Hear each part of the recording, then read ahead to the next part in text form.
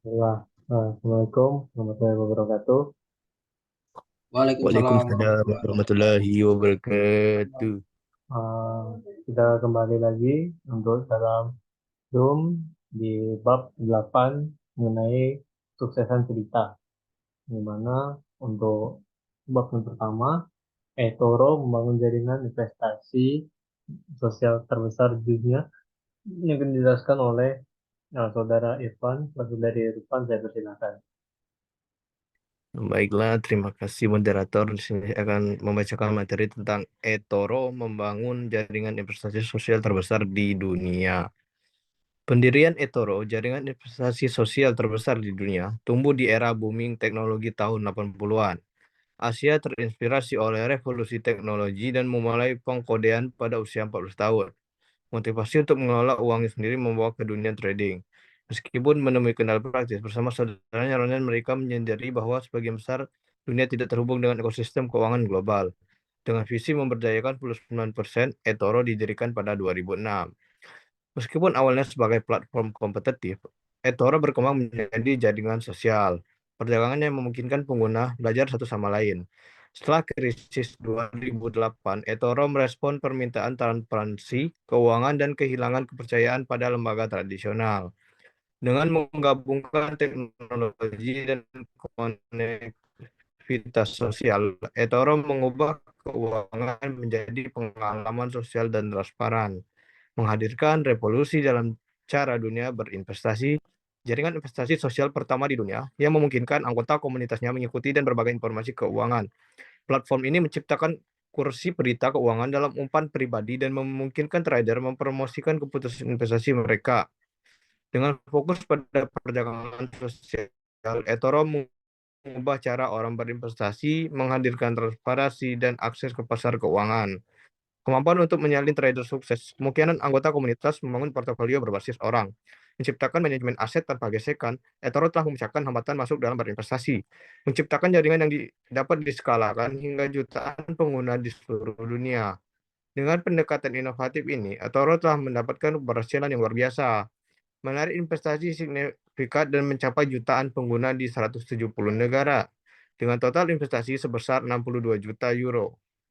eToro menjadi pionir dalam menyatukan fintech dan lembaga keuangan global mengguncang tradisi eksklusifis di dunia keuangan. Baiklah, itu saja materi dari saya. Terima kasih. Setelah mengenai dari Irfan, tentunya masuk bagian advokat kesuksesan selama 13 tahun 13 tahun pembuatan yang mana yang akan dijelaskan saya sendiri. Uh, Nah, pivot pertama yaitu dalam pengalaman pelanggan bukan proses bisnis pengelolaan. Advokat mengalihkan fokus dari pengelola proses tentang organisasi menjadi memungkinkan pelanggan memulai proses seperti mengajukan pinjaman atau membuka rekening. Kenyataannya banyak juga pelanggan sama advokat di bidang jasa keuangan dan memerintah memiliki ratusan dan berbagai kasus ribuan jenis transaksi. Ke banyak banyak advokat banyak belajar dan beberapa periode ini bagaimana cara tentang perilaku konsumen dan apa yang membuat pengalaman pelanggan pelanggan menjadi lebih baik. Nah, mereka juga mengambil pembelajaran ini dan memasukkannya ke dalam produk hingga setiap klien berikutnya dapat manfaat di pelajaran dari mereka yang dapatkan. Jadi, singkat advokat menjadi perusahaan pengalaman pelanggan. Ini dalam pivot kedua setelah seller atau pengubah game. eh Steve Jobs pada tahun 9 Januari 2007 menggunakan iPhone pertama kali ke dunia dan itu mengubah semuanya. Pada tahun-tahun berikutnya, menjadi jelas bahwa pelanggan yang melakukan semuanya dalam HP mereka, termasuk dalam mengajukan rekening bank, pinjaman, atau hanya mengajukan klaim asuransi. Salah satu perusahaan asuransi menjelaskan kepada mereka bagaimana mereka memudahkan pelanggan yang terlantar akibat badai dan mengajukan klaim asuransi hanya melalui smartphone, PC, atau hanya melalui atau tablet mereka. Membangun kemampuan untuk mendukung program perangkat seluler dan desktop adalah salah satu desain yang dapat menjadi pengembangan produk tunggal selanjutnya yang sangat signifikan dan itu sangat bagus untuk diinvestasikan. Kemudian dalam pivot ketiga, cloud computing yang sudah dewasa. Pada titik ini, produk advokat ada produk yang banyak dipasang di pusat data organisasi dan klien tipikal dalam perusahaan bank, asuransi, dalam manajer kekayaan, dan juga lembaga pemerintah. Mereka juga menambahkan server baru dan data realisasi itu sangat sulit. Eh, Server ini seharga $10.000 dan dapat menelan biaya hingga 100.000 dolar per tahun dan total biaya dan waktu tunggu 2 sampai 6 bulan. Kemudian dalam pivot keempat, mereka tumbuh dengan baik dan memiliki pelanggan di berbagai perbankan, asuransi, manajemen kekayaan pemerintah, farmasi, tekstil, konstruksi, dan transportasi, dan sebagainya. Mereka banyak membawa konsep penjualan digital tanpa gesekan ke Finovate, konferensi terbuka untuk teknologi perbankan dan keuangan mutakhir dengan format khusus demo yang unik dan mereka memenangkan 3 penghargaan secara sekaligus. Sehingga dapat disimpulkan bahwa pivot ini dapat selalu terus berkembang dari tahun ke tahun. Baiklah, selanjutnya untuk bankable yang akan dijelaskan oleh saudara Sita. Saudara Sita, saya persilakan. Oke, materi selanjutnya yaitu bankable perbankan sebagai layanan. Bankable ini didirikan pada tahun 2007 oleh Eric Moilleron, yaitu ketika kata fintech bahkan belum diciptakan. Eric menyadari bahwa industri ini sudah siap untuk disrupsi dengan menambahkan komponen real-time, fleksibilitas, efisiensi, dan transparansi kebersamaan pembayaran yang baru. Eric ingin meluncurkan usaha perangkat lunak baru dari awal yang inovatif dan mengganggu namun tidak padat modal atau sumber daya. Pembayaran adalah ruang yang tepat. Eric memulai diskusi dengan perusahaan yang ia kunjungi di Amerika Serikat dengan tujuan mengimpor teknologi pembayaran prabayar mereka ke Eropa. Namun ini terbukti tidak mungkin karena platform penerbit perangkat lunak mereka tidak memiliki fleksibilitas untuk mendunia. Berdasarkan pengalaman sebelumnya dalam memberikan solusi perangkat lunak yang dapat diskalakan kepada klien, Eric kemudian memutuskan untuk mengembangkan platform transaksional fleksibel internal yang akan sesuai dengan kebutuhan lembaga keuangan dan non-keuangan besar yang menargetkan titik pembayaran baik perusahaan maupun konsumen. Pada bulan November 2009, pedoman layanan pembayaran diterapkan oleh sebagian besar negara anggota EU untuk merangsang persaingan di pasar guna menyediakan layanan keuangan yang transparan dan efisien kepada konsumen. Ini adalah perubahan peraturan yang diperlukan untuk memungkinkan mereka beroperasi di Eropa sebagai penyedia teknologi pembayaran baru. Eric juga memilih London karena Financial Conduct Authority UK selalu mendorong persaingan di industri keuangan dan pemerintah Inggris secara umum aktif mempromosikan bisnis. Mayoritas lembaga e-money berkantor pusat di Inggris. Posisi London sebagai pusat perdagangan global dengan konsentrasi besar bisnis teknologi keuangan dan kantor pusat perusahaan besar dan lembaga keuangan tak tertandingi di Eropa. Dengan demikian, London juga menarik kumpulan bakat yang sangat terampil dan beragam. Saat ini, tim Bankable berbasis di kantor-kantor di London dan Paris, mewakili 5 negara dan berbicara dalam 8 bahasa. Seiring fintech menyebar secara global, Bankable ingin berperan dalam revolusi yang sedang berlangsung dengan terus memberikan solusi pembayaran yang efisien dan hemat biaya untuk semua orang. Sekian dari saya kembalikan ke moderator.